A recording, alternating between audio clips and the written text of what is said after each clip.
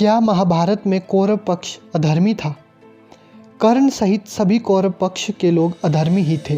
कर्ण ने भी भरी सभा में द्रौपदी का अपमान किया था और उसने भी कोई कम पाप नहीं किए थे।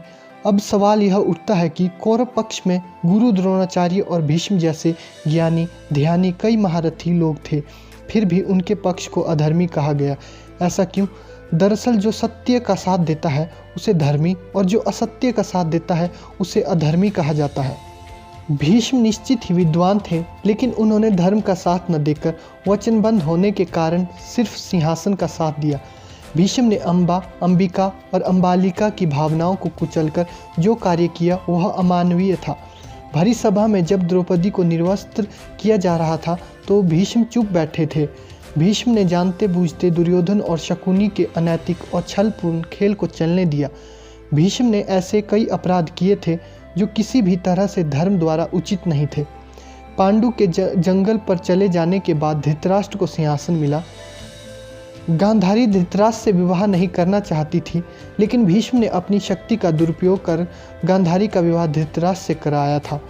जब गांधारी गर्भ से थी तब धृतराष्ट्र ने अपनी ही सेविका के साथ सहवास किया, जिससे उनको युतसु नाम का एक पुत्र मिला। गांधारी के लाख समझाने के बावजूद धृतराष्ट्र ने अपने ससुर और उनके बेटों को आजीवन कारावास में डाल दिया था। मृत्यु से पहले गांधारी के पिता सुबाल ने धृतराष्ट्र से शकुनी को छोड़ने की विनती की, जो धृतराष्ट्र ने मान ली थी। दुर्योधन एक अधर्मी सोच का व्यक्ति था। उसकी जिद, अहंकार और लालच ने लोगों को युद्ध की आग में झोंक दिया था। इसलिए दुर्योधन को महाभारत का खलनायक भी कहा जाता है। महाभारत की कथा में ऐसा प्रसंग भी आया है कि दुर्योधन ने काम पीड़ित होकर कुंवारी कन्याओं का अपहरण किया था। ध्रुत क्रीड़ा में पांडवों के हार जाने पर जब दुर्योधन भरी सभा में द्रौपदी का अपमान कर रहा था, तब गांधारी ने भी इसका विरोध किया था। फिर भी दुर्योधन नहीं माना था।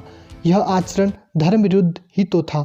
जब दुर्योधन को लगा कि अब तो युद्ध होने वाला है, तो वह महाभारत युद्ध के अंतिम समय में अपनी माँ के समक्ष नंगा खड़ा होने के लिए भी तैयार हो गया। महाभारत में दुर्योधन के अनाचार और अत्याचार के किस्से भरे पड़े हैं।